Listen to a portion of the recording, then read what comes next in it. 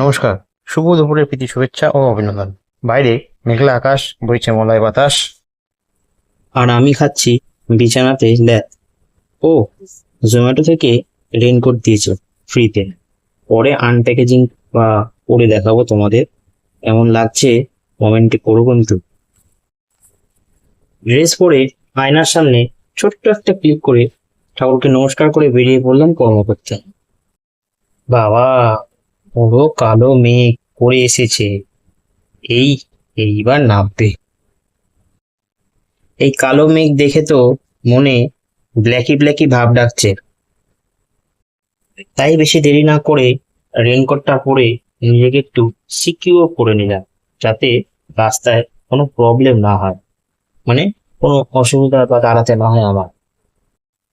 বাইপাসের হাওয়া খেতে খেতে মনটা ফুরফুরে মেজাজ হয়ে গেল।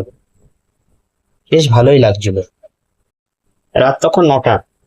আমি তখন বাইপাসের কাছে সাউথ উইলসে ডেলিভারির জন্য দাঁড়িয়েছি।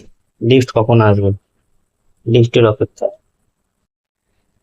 এই যে, এই ঘাটের মোড়া রেস্টুরেন্ট এত অর্ডার দিতে লেট করে না, মানে কি আর বলবো, মনে হয় কি বোম মেরে উড়িয়ে দিই স্বাভাবিক, এত দিতে লেট করে। ঘড়িতে তখন সময় বলছে রাত 10টা 35। তাই ডিনারটা সেরে ফেললাম।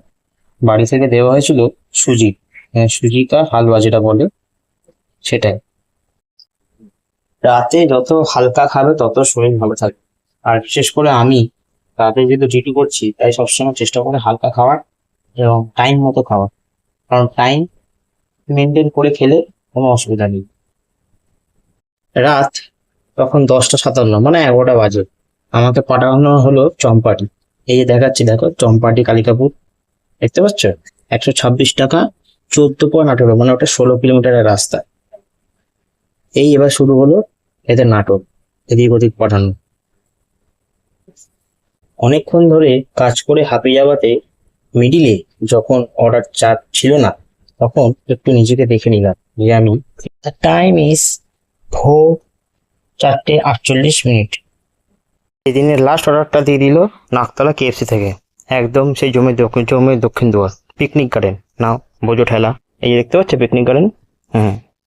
ভোর 6টা অলরেডি বেজে গেছে। বাড়ি থেকে নিয়ে 147 কিলোমিটার গাড়ি চালিয়ে ফেলেছি। আজকে একটু বেশি লং অর্ডার ছিল।